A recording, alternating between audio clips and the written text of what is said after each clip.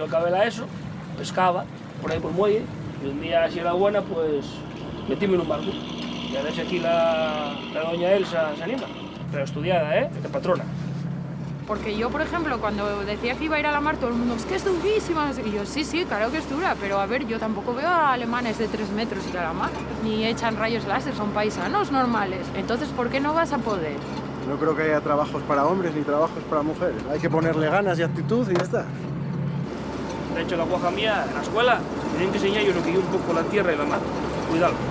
A mí la mar es otro mundo. No sé, a mí y en mi vida. Mi padre ya era marinero y luego pues yo lo mamé con él.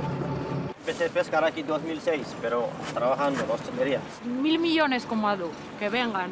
Luego aquí pierdes la noción del tiempo. Aquí se te pasa el día y a veces que no mires ni el reloj. Que habrá quien no lo quiere y prefiere estar en una oficina. Yo me gusta más estar al aire libre. Luego aparte yo en fin de semana cojo la caña todavía. Es una pasada.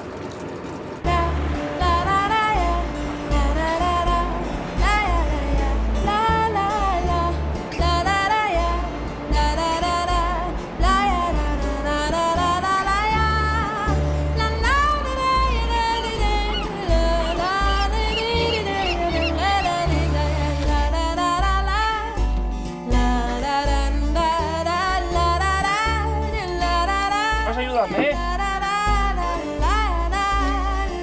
¿Ya sabes tú?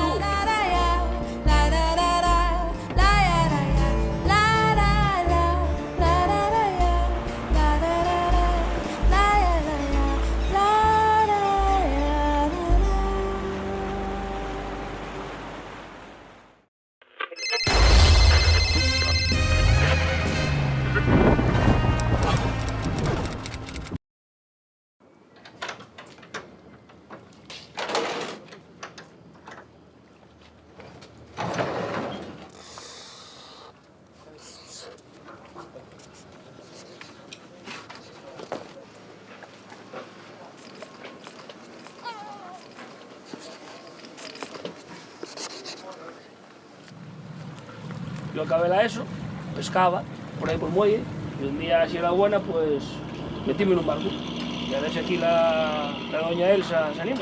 Pero estudiada, de patrona. Porque yo, por ejemplo, cuando decía que iba a ir a la mar, todo el mundo, es que es durísima, no sé qué. Y yo, sí, claro que es dura, pero a ver, yo tampoco veo a alemanes de 3 metros ir a la mar, ni echan rayos láser, son paisanos normales. Entonces, ¿por qué no vas a poder? No creo que haya trabajos para hombres ni trabajos para mujeres. Hay que ponerle ganas y actitud y ya está. De hecho, la guaja mía, en la escuela, tienen que enseñar yo lo que yo un poco la tierra y la mar. Cuidado. A mí la mar es otro mundo. No sé, a mí y en mi vida. Mi padre ya era marinero y luego pues yo lo mamé con él.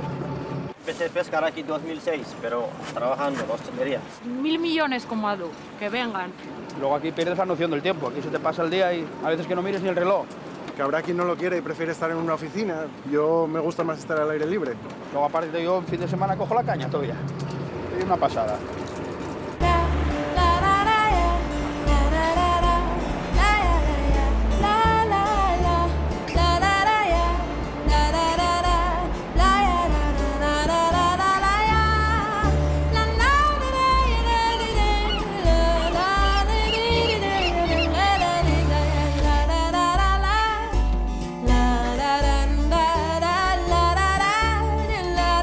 Vas a ayudarme, ¿Ya sabes tú?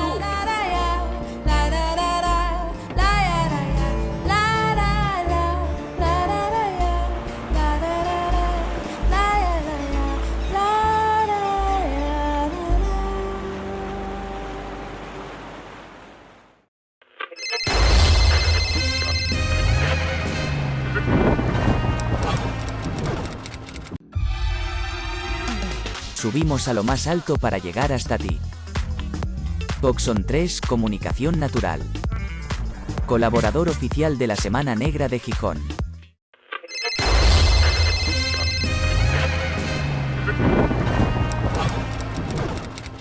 Buenas tardes. Vamos a presentar 3 novelas publicadas por la editorial Mar Editor de Madrid. La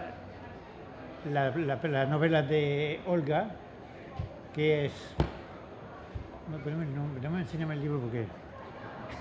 La niña del mercado, perdón, un poco nervioso. La niña del mercado, la verdad no hacen amigos y la chica que escribía carta. Entonces, vamos a empezar con la novela de Olga. Olga publicó en 2018 la extraña... La absurda vida de Dalila Conde. Esta novela, la novela, yo creo que no se puede hablar de ella sin hacer referencia a la anterior, ¿no? Que ella nos va a contar un poco qué relación puede haber entre esta y la anterior.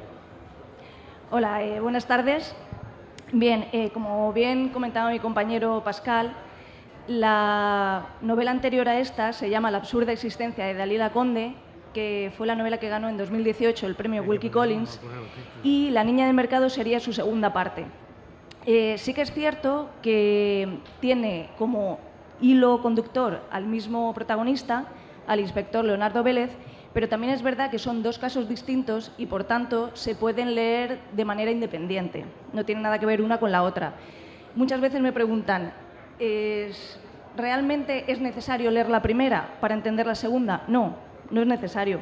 Pero si se lee la primera, pues entendemos un poquito más las motivaciones del protagonista y del círculo de personajes que le rodean, pero no sería necesario. La niña del mercado, ¿de qué trata? Bien, es una novela negra combinada con novela histórica. En ella hay un hecho central, que es el bombardeo del mercado central de Alicante, que mucha gente no lo conoce. Es un hecho que a mí siempre me ha llamado mucho la atención. Ocurrió durante la Guerra Civil, el 25 de mayo del año 38.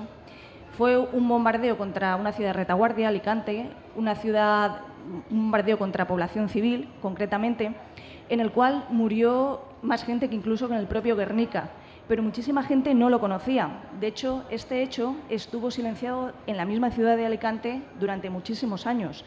Empezó a partir del año 2010 a recuperarse un poco la memoria sobre este bombardeo y a homenajear por primera vez a estas víctimas, ¿no? Que era muy curioso que en la ciudad de Alicante, pues, donde está ubicado actualmente el mercado central, pues no hubiese ni siquiera una pequeña placa recordando, ¿no?, a las víctimas de este bombardeo. Fue además un bombardeo muy a conciencia, muy preparado. De Mallorca salieron los aviones fascistas de Mussolini. Cuando entraban por la playa del Postiguet había unas escuchas antiaéreas, enseguida se activaban todos los sistemas de alarma de la ciudad y la gente corría a los numerosos refugios que todavía hoy día se pueden visitar en la ciudad de Alicante. Pero como precisamente la aviación sabía que esto era así, se bordeó, se entró por el interior para que no saltasen las alarmas y cogiese a la población desprevenida. ¿Por qué el mercado central? ¿Por qué justo ese punto? Porque precisamente sabían que ese 25 de mayo iba a estar atestado. Era la primera vez que llegaban, en muchísimos meses, un destacamento de sardinas a la ciudad, muy consumidas en la ciudad de Alicante. Claro, ¿quiénes estaban en el mercado ese día? Pues las personas que no están en el frente, mujeres, niños y personas de edad. En el momento, además, las bombas justo cayeron a las 11:20, que era el momento que más abarrotado estaba el mercado, provocando directamente que se sepa 300 muertos en el mercado. Muchísima gente, posteriormente, moriría en sus casas porque la casa de socorro no dio abasto para intentar atender a las víctimas. Mucha gente por la gangrena fallecería después, con lo cual es muy difícil llegar a saber la cifra real de muertos a raíz del bombardeo del mercado. Se sabe que hubieron más de 1000 heridos porque no solo se vio afectado el edificio del mercado, sino todos los edificios de alrededor del centro de Alicante. Es muy curioso cómo los testigos contaban que se veía un riachuelo de sangre que caía desde el mercado hasta el mar, por toda la rambla alicantina. Era un espectáculo dantesco. Incluso en los balcones pues se veían cuerpos mutilados, ¿no?, de la onda expansiva que los hizo saltar. Fue un hecho muy terrible que conmocionó muchísimo a la ciudad de Alicante. Realmente el objetivo que tenían las tropas de Mussolini, las tropas del bando nacional, era pues tratar de a los soldados que estaban en el frente minarlos moralmente, porque las noticias volaban y sabían que su ciudad había sido bombardeada, que sus familias podían haberse visto afectadas, ¿no?, durante este bombardeo. Lo quise recuperar, este tema, hace ya años, en 2014, cuando publiqué mi obra de teatro Pasajes a Orán. El problema del teatro es que te da un tiempo limitado, ¿no?, a la hora de, en fin, de expresar. Con lo cual, y yo siempre sentí que en Pasajes a Orán el tema pues, no había quedado lo suficientemente profundo como a mí me hubiese gustado. Por eso aproveché las opciones que te da la narrativa, la novela, de explayarte más, ¿no?, de adentrarte más, de profundizar, y rescaté ese tema, no solo del mercado central, sino del Stambrook. Saben que es el último barco que partió al exilio desde el puerto de Alicante, y también de todos esos exiliados que se marcharon, en este caso a México, y que ya no pudieron pues, ver su sueño realizado de volver a su país, a España, ¿no? Pues todos estos temas, además, me costó hilar muy fino, ¿no?, porque la novela negra y el lector de novela negra es un lector muy exigente, y anudar estos dos temas, el tema histórico de la Guerra Civil con una investigación de la actualidad, con además unos personajes que vienen ya de la primera parte, que ya tienen una personalidad, que ya están creados, pues la verdad es que me costó mucho tiempo de dedicación, pero creo que al final pues, ha quedado todo muy bien cerrado, en un círculo bastante completo, y esto es lo que podemos encontrar en La Niña del Mercado. Muy bien. Bueno, pasamos volveremos después a Olga. Vamos primero a presentar cada uno un poco, hablamos un poco primero de cada uno de nuestra novela. Rafael Guerrero tiene una particularidad. Muchos de los que escribimos novela negra tratamos de hacer que sea real, ¿no? Hacemos ficción tratando de que sea cerca de la realidad. Él hace el sistema contrario. De profesión es detective privado y entonces su realidad la transfiere a la novela. Entonces podemos escuchar a ver lo que va a decir un poco. En esta novela se refiere a dos casos en particular. Yo me pregunto a veces si cada novela tuya no sería un poco de parte de tu biografía. Bueno, gracias Pascal, gracias Olga por estar, gracias público por estar. Es un placer estar aquí a 26 grados. Los que venimos del centro de la península lo agradecemos mucho. Pues sí, es cierto. Mis novelas, esta es mi quinta novela. Doy muchas gracias a Mar, editor, que la otorgó el premio al Wilkie Collins. En mayo de este año, del año pasado. A ver, yo escribo autoficción. Mi profesión desde hace 30 años es detective privado, ¿vale? Desde hace 10 decidí escribir sobre mis casos que más me impactaron, ¿vale? Eso ha hecho que mi primera novela hablara de un caso en Marruecos, mi segunda novela un caso en Brasil, la tercera un caso en Siria, la cuarta un caso en India y esta quinta es un caso en Rusia, antes de la guerra, antes de todo esto. Yo creo que fue un poco premonitorio porque hablo bastante de lo que vi cuando estuve en ese país, ¿no? Incluso hay un capítulo entero que me lo recuerda mucho, que hablo de Putin, ¿no? de la imagen que yo tengo de él como personaje, como sátrapa en su momento y que ahora se ha visto claramente. Y el caso que describo en Rusia es un caso que nos impactó mucho en nuestra agencia, ¿no? Nos vino una familia que tenían un hijo adoptado en Rusia y el hijo iba a cumplir 18 años y les había transmitido a sus padres, a mis clientes, que quería conocer a sus padres biológicos, ¿vale? Ante esa situación nos pone en nuestras manos la posibilidad de intentar localizar a los padres biológicos para ver en qué situación están. Ustedes pensarán, bueno, pero es que un hijo conocer a un padre biológico es muy complicado desde un punto de vista de la legislación española, ¿vale? Pero todos sabemos que la novela negra tiene un componente de autocrítica, de crítica social. Digo autocrítica porque yo en mis novelas no dejo títere con cabeza, no hay buenos y malos. Para mí todos tenemos nuestros puntos flacos y aquí no se salva nadie. Pero bueno, es cierto que en un país extranjero en el cual funciona mucho el tema de los sobornos, pues bueno, siempre puede caber una posibilidad de que el hijo pueda saber quiénes son los padres. Pero es que hay más. Es que yo, como detective privado, como investigador privado y como ciudadano, también pienso que un hijo tiene todo el derecho a saber quiénes son sus padres biológicos, aunque la legislación en España no lo permita, porque no lo permite. Pero desde mi punto de vista como detective, como profesional que obtiene información para descubrir la verdad, pues creo que sí tiene todo el derecho para hacerlo. Y es en lo que Rafael Guerrero, el detective, porque es autoficción, escribo SRG, soy yo, mi personaje, se embarca en una investigación en un país tan complicado como Rusia para intentar descubrir quiénes son los padres biológicos y en qué situación están, para transmitírselo a nuestro cliente y en el fondo hagan lo que hacen todos nuestros clientes, que es en base a la información que tienen tomar una decisión. Evidentemente todo el mundo piensa, cuando se habla de detectives, todo el mundo piensa en el típico caso de infidelidad.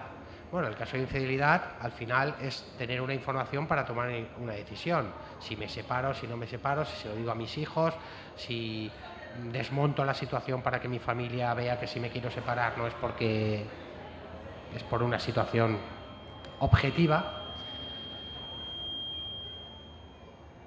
Y eso es lo que transmito en el primer caso, porque casi todas mis novelas, ya acabo, siempre van dos casos en paralelo.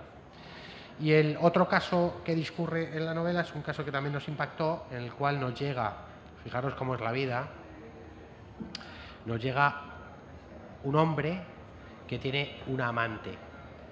Su amante está casada con un hombre y nos dice que este amante quiere asesinar a su marido y que quiere que él participe en ese proceso, pues para quedarse con todo el patrimonio. Ustedes pensarán, bueno, vete a la policía, lo normal, ¿no? Que es lo primero que nosotros le dijimos. Dijo, ya, bueno, pues que la policía me puede creer, no me puede creer, y yo lo que quiero es que ustedes me obtengan las pruebas que demuestren que yo no estoy involucrado en ningún plan para asesinar al marido.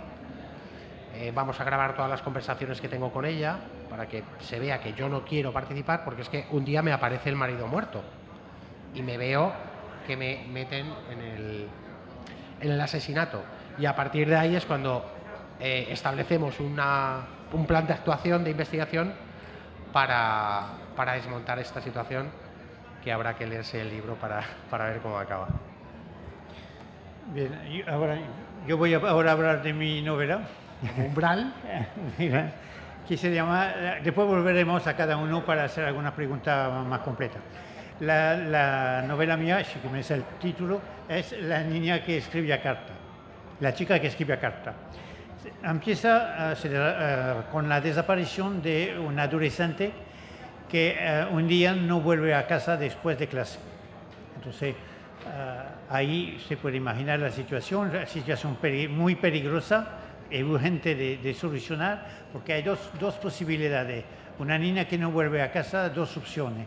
O se ha marchado por voluntad propia, o le ha pasado algo, está retenida, o le ha pasado algo que puede ser dramático. Entonces, la investigación empieza para buscar. La primera acción es hablar con los padres. Se puede imaginar que para la madre, yo creo que todos que tenemos hijos reaccionaríamos igual, de que la madre dice que mi hija no se ha marchado por su cuenta, porque mi hija no es así, no hará nada de ese tipo. Y la madre está convencida de que está convencido que ella es amiga de su hija le cuenta todo. También sabemos que a los padres se le pueden contar todo hasta un cierto punto. Tanto los niños como los padres sabemos que hay un límite, ¿no? Una madre debe escuchar a su hija, pero escuchar a una hija es escuchar incluso la cosa que no se quiere oír. Y muchas veces ahí hay un bloqueo. Entonces, a partir de ahí empieza toda la investigación para saber a dónde puede haber ido la hija. Esa novela hay dos temas principales, aparte de la desaparición, es la relación de padre con los adolescentes y la adolescencia, que es un tema muy amplio, ¿no? La niña que ha desaparecido, que se llama Lucía, es una buena alumna, una buena chica, según todos los comentarios, ¿no? Entonces, claro, yo para tratar un tema de adolescencia, usted pensará, ese hombre ya está un poco pasado de edad para hablar de la adolescencia. Y si mira aquí, verá que hay dos autores, Pascal Bunier, que soy yo, y Carlota Rocha.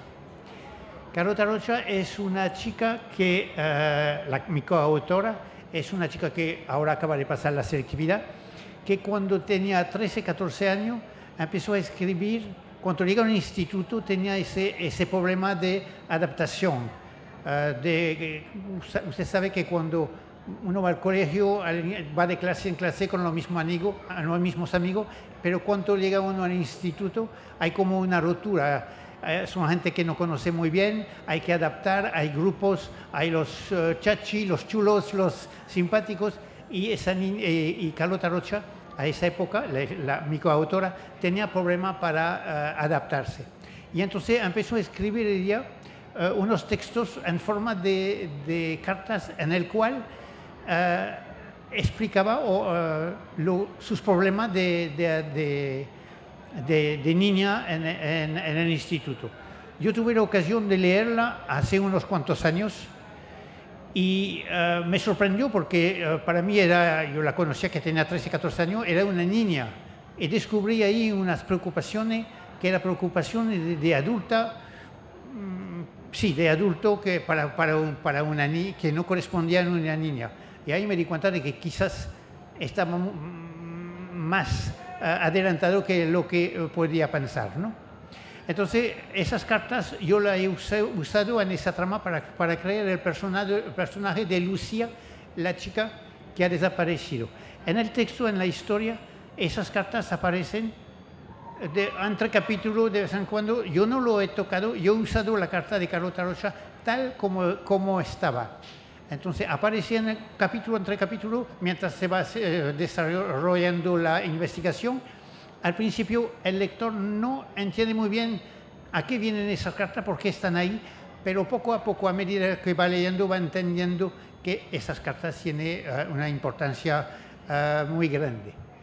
Entonces, como dije, la adolescencia es muy importante y que los padres escuchen a sus hijas. Por ejemplo, en el caso de mi coautora, que había escrito todas sus cartas, comentando con la madre de su madre no sabía que su hija había escrito cartas hablando de esas cosas, pero no había llegado a leerlo porque era bastante. Y nadie realmente se había interesado para leer hasta que su abuelo le echó un ojo y lo utilizó.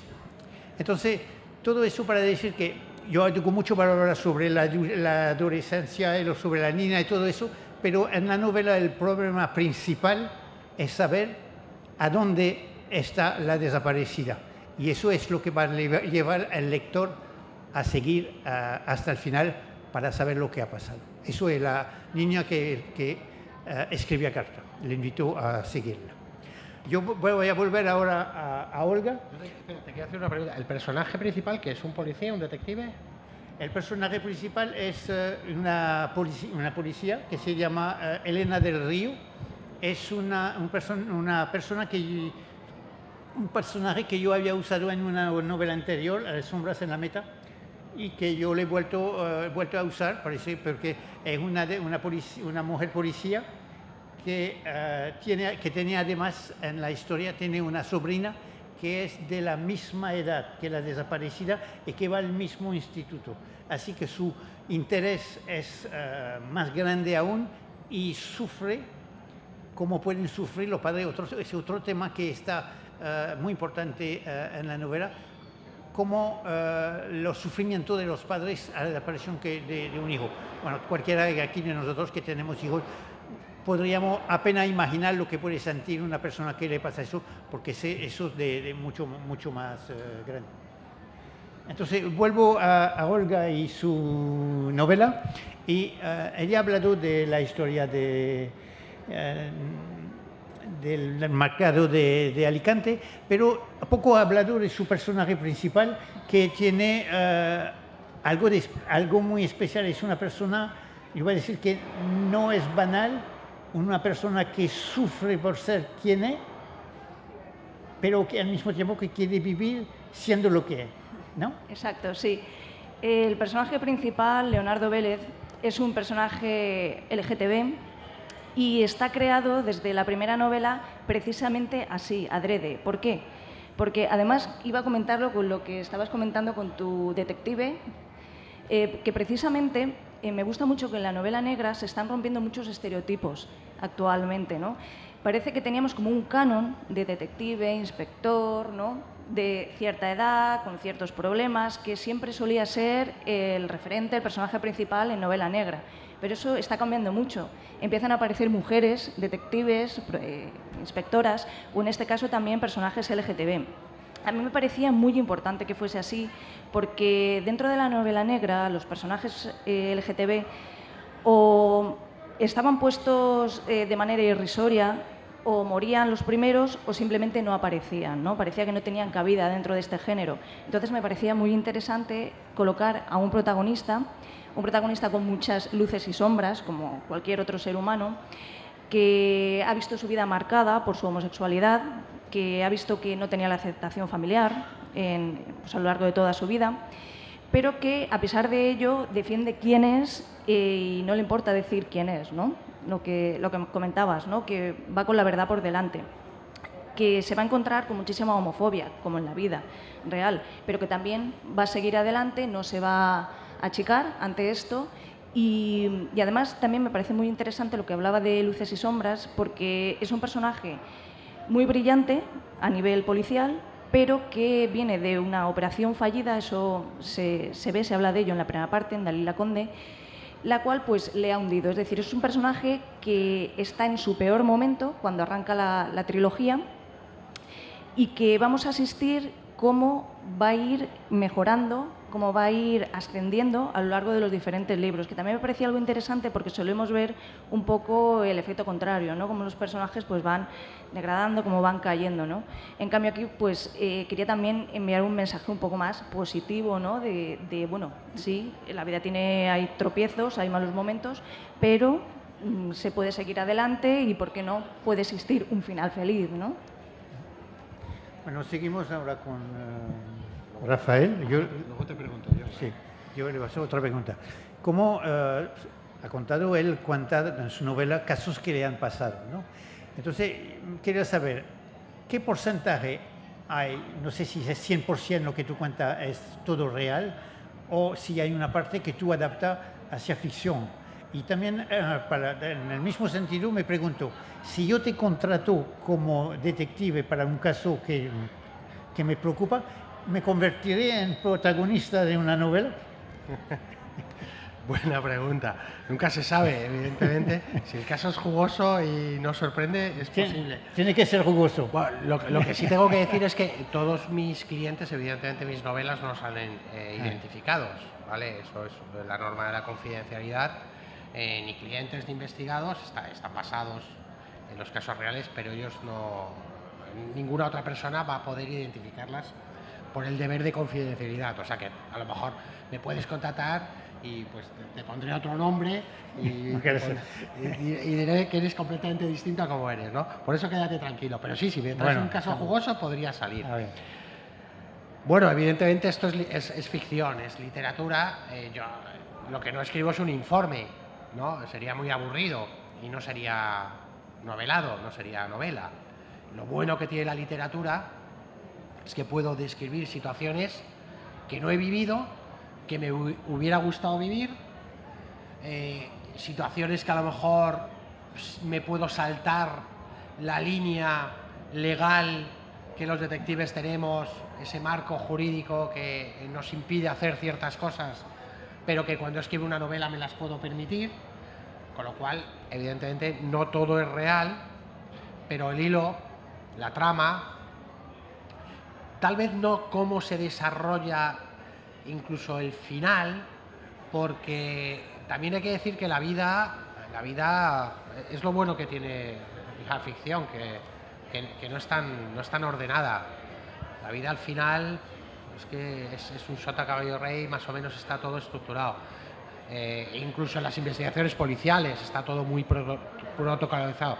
Lo bueno que tiene la ficción es que puedo darle un sentido diferente y sobre todo que emocione y que el lector, siempre sin perder la verosimilitud, ¿vale? Porque esa es la línea roja. Yo lo que no puedo hacer es mentir. Yo no puedo contar algo que el lector diga, esto no puede pasar. Puede decir, uy, esto... Pero es que la vida, la vida, cuando empiezas un caso sabes cómo empiezas pero nunca cómo acabas. Entonces esa es un poco la línea roja. Hay ficción, porque tiene que haber ficción, pero no pierdo la base de la investigación tal y como se desarrolló, para que el lector también, una de las bazas que juego es que lo que quiero es desmitificar esa figura del detective que todo el mundo tiene muy metida, del detective de los años 50, borracho, con gabardina, con sombrero, sino un detective del siglo XXI, del 2000, años 2000, que cualquier persona puede ir a visitar a su despacho en Gijón, en Madrid, en Barcelona, en Palma, en Tenerife, y poder exponerle un caso, como por ejemplo el caso de la desaparición que tú cuentas, que es la pregunta que yo te quería hacer ahora, porque en este caso he expuesto, claro, yo he tenido delante de mí muchas familias, somos expertos en desapariciones en nuestra agencia, muchas familias, muchos padres desencajados. Que te llegue un familiar que ha desaparecido su hijo, gestionar eso es muy complicado. Entonces, yo la pregunta que te quería hacer, ¿te has documentado de alguna manera cuando te has entrevistado con policías o te ha salido todo de tu imaginación para el desarrollo de esta novela? Me lo sabía todo. No, detrás de esta desaparición hay cosas que no son habituales, que la historia de las cartas son importantes. No es un caso de desaparición habitual. Hay muchas cosas detrás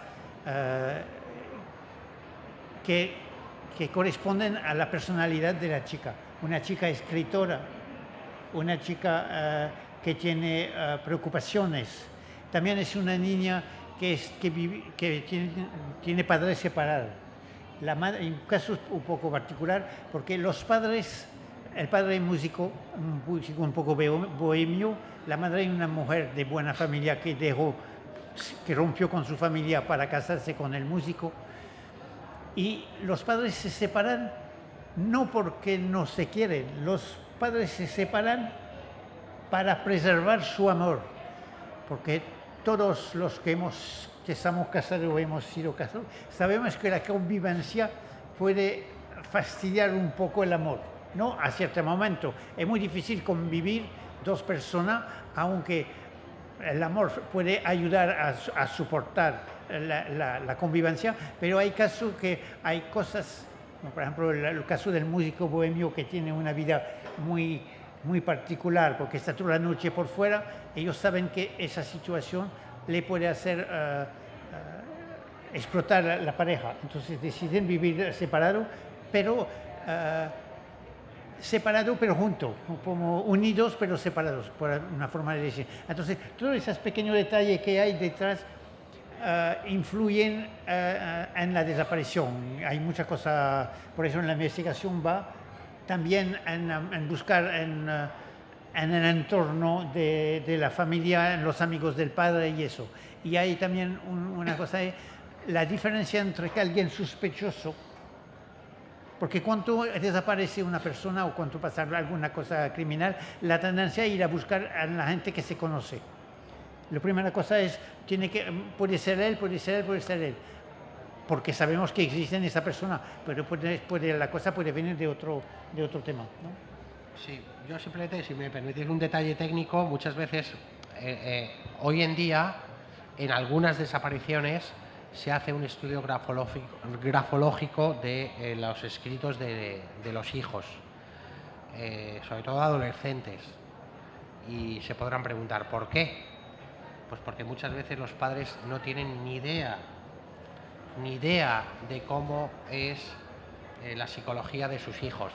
Y a través de la escritura se puede obtener un perfil psicológico de qué le puede estar ocurriendo a su hijo, aparte de otras técnicas de investigación y de obtención de información. Pero fíjate que es curioso que hoy en día se aplican a veces, si lo estimamos necesario, hacer un estudio grafológico de la letra de la persona desaparecida, porque muchas veces cuando te entrevistas con los padres tienen, o sea, un vacío tan grande de cómo es la personalidad de sus hijos, y eso es muy importante, ¿no?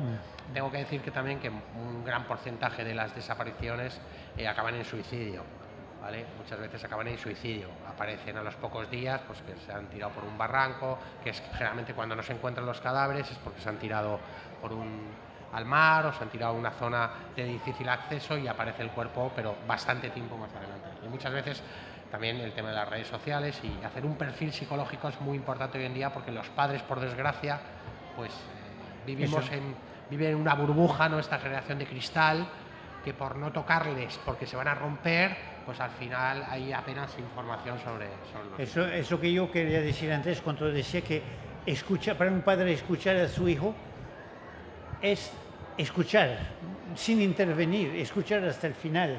Y eso es muy difícil, porque como padres siempre queremos corregir lo que nos parece equivocado, y al intervenir para corregir no escuchamos a fondo, y entonces hacemos como ahí es donde se hace un bloqueo. Por eso digo que en esta novela va de la historia de padres y de adolescentes. Si puede hacer una recomendación, le puede regalar tanto a un adolescente como a padre de adolescente, porque ahí es a donde anda.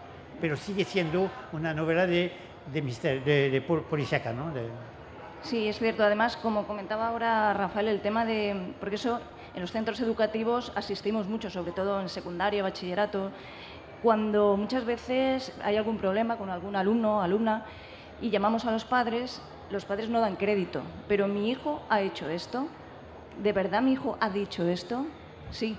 Porque ahí existe ese vacío, ¿no? Ese desconocimiento por parte de las familias, y además, desgraciadamente, sobre todo la pandemia pues lo ha agudizado bastante, el tema que está ahora muy en boga, el tema de la salud mental, lo que comentabas ahora de que muchos casos terminan en suicidio, pues estamos asistiendo a un aumento en la adolescencia de muchísimos problemas de ansiedad sobre todo, pero la ansiedad esconde algo más detrás, algo más grave, y puede acabar mucho más grave, ¿no? Por desgracia.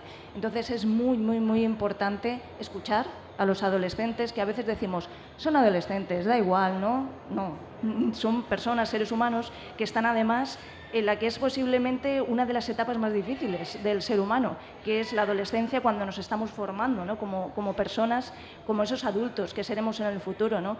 Y es un grave error no escuchar a esos adolescentes, porque podríamos evitar muchísimos problemas que, por desgracia, luego estamos viendo. Por eso, como yo comenté antes, las cartas que están en el libro son escritas por una chica, una niña de 3 años. Yo no los he escrito yo nada más que los he introducido en la novela, porque yo no lo he tocado absolutamente para nada, y según me han comentado, se nota que no es el mismo autor. A lo mejor es porque es mejor escrito que lo que escribo yo, pero son cosas bien separadas, y ahí me alegré haber utilizado la cooperación de una adolescente. Ella escribió la carta con 13, 14 años, ahora acaba de pasar la selectividad, ¿no? Por cierto, es mi nieta. Sí, yo respecto a este tema que me comentas de las cartas, también los casos que hemos hecho de desaparición, también nos hemos encontrado con padres que le hemos dicho, bueno, tiene algún tipo de diario, bueno, va mucho en digital, ¿no? Y nos han encontrado, no, nosotros es que no le leemos nada de lo que escribe. Vale. No, es que eso es su intimidad. Bueno, es que hablamos de un menor, ¿vale? Entonces, claro, bueno, luego se encuentran los problemas, ¿no? A posteriori, ¿no? También es un poco, no estamos diciendo que haya que fiscalizar, evidentemente, ¿no? Pero yo creo que hemos pasado de un control absoluto que había antes ahora a un descontrol desde un punto de vista, ¿no? Y muchas veces, claro, nos encontramos que tenemos... Entonces, claro, cuando ha desaparecido, entonces sí, entonces ya leemos todo, claro, y entonces nos encontramos, pues como a veces, en unos casos que no hago spoiler, no sé si será esto, pues que acaban dentro de sectas, fenómenos sectarios, malas compañías, consumo de estupefacientes, o sea, situaciones que ya cuando han ocurrido ya es lo complicado, ¿no? Entonces vamos a intentar prevenir, no estamos diciendo que haya una... Y eso, yo en mi cuarta novela, que es Yo Detective, que trata de una desaparición, ¿no? Trata de una desaparición, pues es eso, ¿no? Cuando nosotros nos entrevistamos con el cliente, en ese cuestionario primigenio que hacemos, que es de 5 hojas, en el cual vamos a hacer una valoración primera de todo el contexto que ha habido, ¿no? Y muchas veces es que muchas respuestas quedan en blanco, porque no las saben contestar, no lo saben, no tienen ni idea, ¿no? Entonces, la verdad es que da mucha pena, porque da pena que tengas que actuar ya cuando ha ocurrido el problema, ¿no? Cuando seguramente muchas veces a lo mejor puedes reconducir, ¿no? Reconducir. Y lo de hablar, lo que dices de lo de hablar, yo no tengo hijos, pero la experiencia que tengo con personas que tengo cerca que los tienen, es que cada vez cuesta más hablar con los hijos. Es que... Eso, quiero también comentar sobre para terminar después con lo mío, lo de la adolescencia, ¿no? Yo viví una adolescencia hace muchos años, ¿no?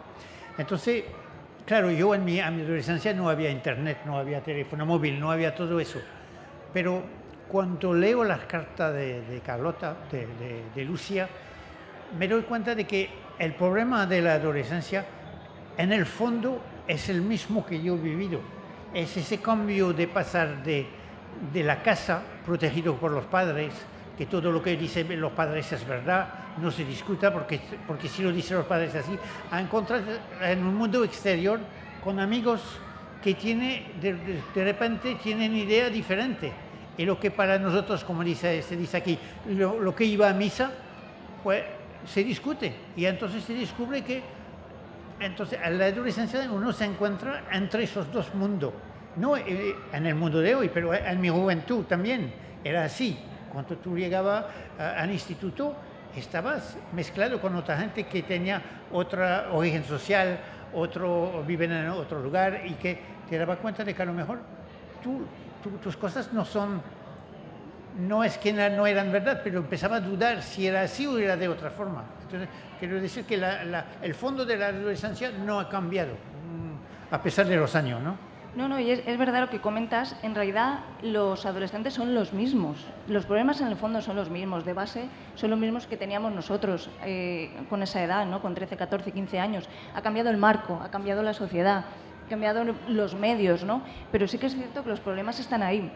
Comentaba Rafael hace un momento el tema de las desapariciones, las sectas, que me parece muy curioso porque precisamente en Dalila Conde uno de los temas principales son las sectas, ¿no?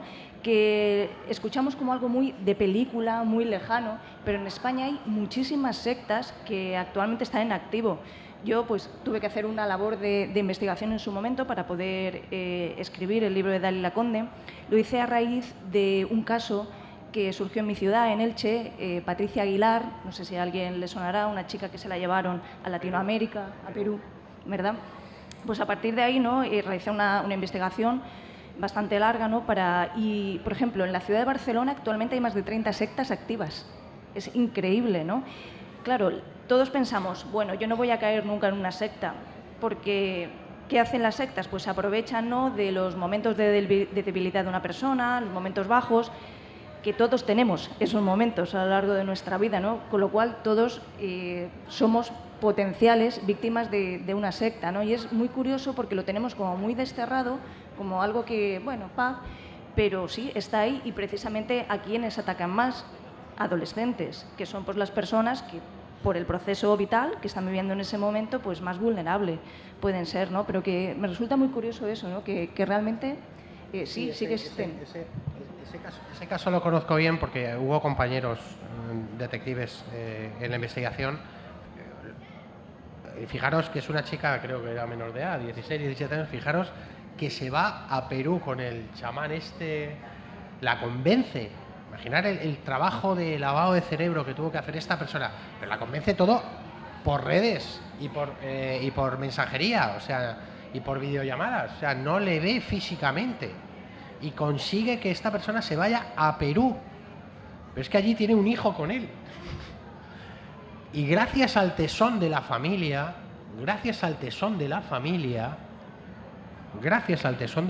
se consiguió recuperar a esta persona y que volviera a España con su hijo. De verdad, fue un caso encomiable, yo lo conozco bien, no puedo dar muchos datos y de verdad os digo que bravo, pero fijaros que una hija y los padres no tenían ni idea. Es lo que he dicho. Después, cuando se encontraron el problema, es cierto que un 10 para ellos porque no cejaron, pero esta chica la podían haber perdido perfectamente. Podían haberla perdido perfectamente. Entonces, bueno. Pues bien, pues yo sí, vamos a cambiar un poco de tema para volver a la novela de Olga. Yo sé que Olga escribe teatro, ¿no? Entonces, ahí en la novela actual yo veo que hay 3 puntos de salida, ¿no? Hay la primera novela, que da la creación del personaje del detective. Después tú tienes esa obra de teatro de la que tú habías... Yo no sé, eso te iba a preguntar. ¿En qué orden aparecen las cosas? Tú tienes la obra de teatro, el primer libro. ¿De dónde sacas tú de la novela? Tú amplías para hacer de la obra de teatro tú amplías para llegar a la segunda novela. Sí, bueno, en realidad yo soy dramaturga. Más el caso histórico, ¿no? Sí, yo soy dramaturga realmente y prácticamente mi gran producción es teatral, ¿no? Empecé escribiendo teatro pues hace muchísimos años. Tú tienes una obra en ese momento en Madrid que se llama Pasaje a Orán. Victoria viene a cenar, es representando, ¿no? La que está representando, sí. Bueno, como decía, yo básicamente soy dramaturga, empecé con el teatro hace muchísimos años, después empecé a escribir relato corto, no me atrevía a meterme en una novela larga, ¿no? Hasta que finalmente dije, venga, vamos para adelante. Entonces, de las 6 obras largas que tengo publicadas, primero escribí las 5, después llegó Dalila Conde, después llegó La niña del mercado y posteriormente la 6ª obra teatral, ¿no? Y por en medio muchísimos relatos en antologías de diferentes temas. La obra que comentas, Victoria viene a cenar, es una conversación atemporal, ficticia totalmente, entre Clara Campoamor y Victoria Kent, las 2 diputadas que se enfrentaron en el Congreso en el año 1931 por el tema del voto femenino, ¿no? Esa obra, lo que pretendo con ella es hacer un recorrido por la vida de estas 2 mujeres y sobre todo que no caigan en el olvido, porque aunque nos parece que son nombres muy importantes, sí que es cierto que muchísima gente no las conoce. Tal vez a Clara Campoamor un poquito más, porque ella fue la que consiguió con ese famoso y maravilloso discurso que se le otorgase a la mujer el voto por primera vez en España, pero el personaje de Victoria Kent, que es una mujer que hizo muchísimo, en muchísimos sentidos, pues no se la conoce prácticamente, ¿no? Toda su labor. Simplemente se dice de ella que fue la que estuvo en contra del voto femenino, ¿no? Ni siquiera se habla de las razones que tuvo para votar en contra en ese momento, ¿no? Y actualmente está en los Teatros Luchana de Madrid, llevan ya un año y la verdad es que tanto la directora como las actrices son maravillosas, ¿no? Pero lo que me comentabas de la obra Pasajes a Orán fue publicada en 2014 y, como decía antes, a mí siempre me pareció que el tema del mercado central, del Stambrook, del exilio a México, podía dar mucho más de sí, ¿no? Y el teatro, pues, es lo que es, ¿no? Dice siempre el gran dramaturgo Juan Carlos Rubio que una obra dramática no debe durar más de 1 hora y media. Claro, cuando te tienes que ajustar esos tiempos, no puedes explicar y profundizar todo lo que desearías, ¿no? Entonces siempre se me quedó en mí un poquito ahí en la retaguardia el tema de, bueno, este tema hay que volverlo a tocar, hay que volver a hablar de él. Y cuando iba a escribir la segunda parte, sabía que quería tocar un tema histórico, lo tenía muy claro, entonces decidí, bueno, creo que es el momento de recuperar el tema del mercado y de ahondar un poquito más ahí, ¿no? Pero yo voy intercalando teatro, relato, novela, en fin, según surja. Muy bien. Pues muy bien. Yo creo que ya tiene una idea bastante buena de lo que son esas novelas. Si alguien quiere hacer alguna pregunta a nuestros protagonistas sobre la novela o sobre lo que... Bueno, antes... No sean tímidos.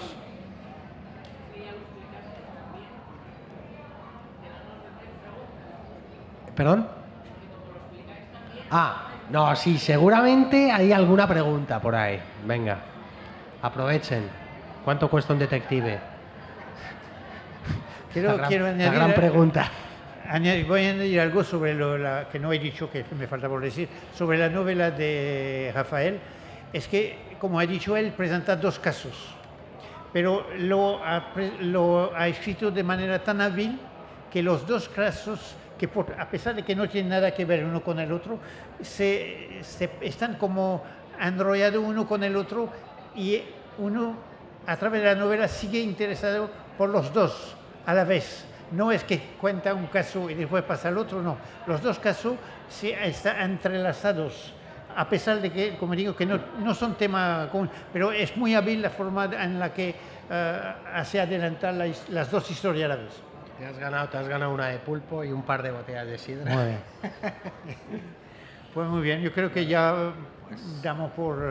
ya saben todo. Entonces, ahora que viene el verano, son 3 novelas que quizás no tienen absolutamente temas que no tienen nada que ver, pero que se puede leer las 3 fácilmente, una tras la otra, para cambiar de tema, para no caer en el aburrimiento de leer siempre lo mismo. Aquí tiene una variedad muy buena. Yo las leí los 3 y disfruto de las 3. Disfrute las Muchas 3. gracias. Gracias.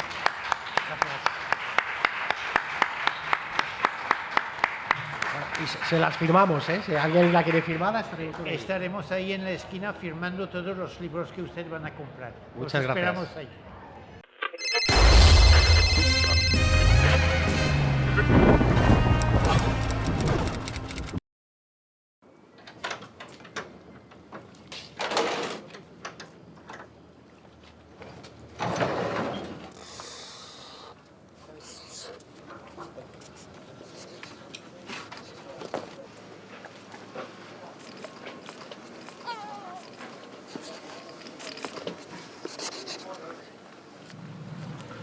Yo acabé la ESO, pescaba por ahí por el muelle, y un día, si era buena, pues metíme en un barco. Y a ver si aquí la doña Elsa se anima. Pero estudiada, ¿eh? De patrona. Porque yo, por ejemplo, cuando decía que iba a ir a la mar, todo el mundo, es que es durísima. Y yo, sí, claro que es dura, pero a ver, yo tampoco veo a alemanes de 3 metros ir a la mar, ni echan rayos láser, son paisanos normales. Entonces, ¿por qué no vas a poder?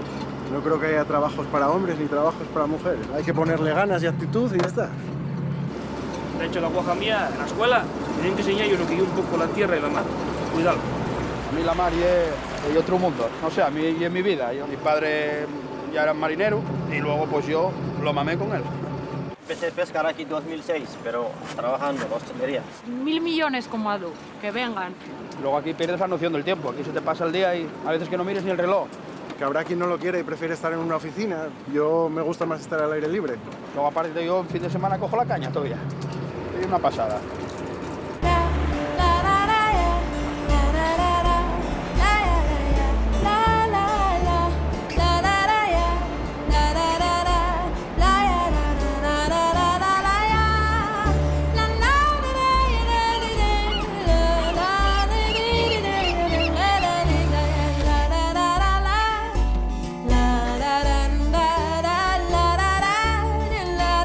Vas a ayudarme, ¿eh? ¿Ya sabes tú?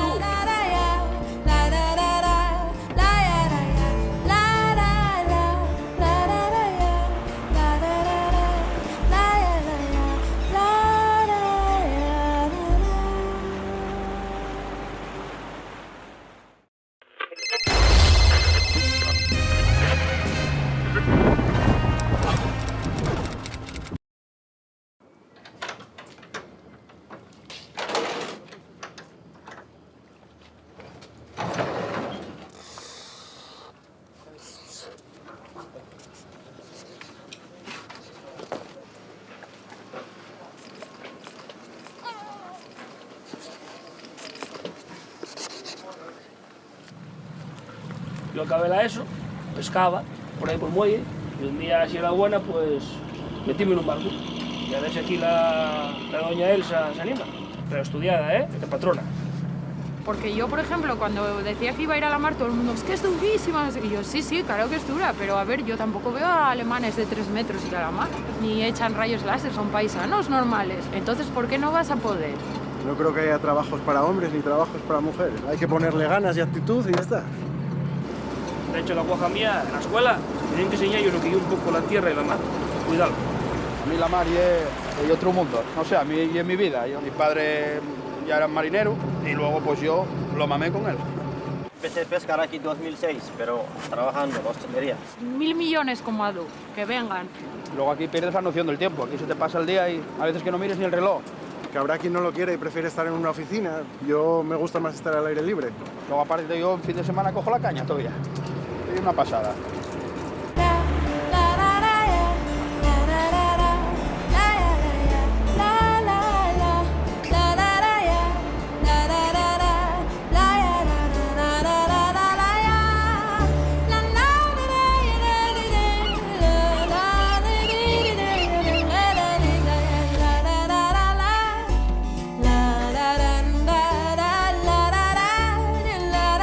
Vas a ayudarme, Ya sabes tú.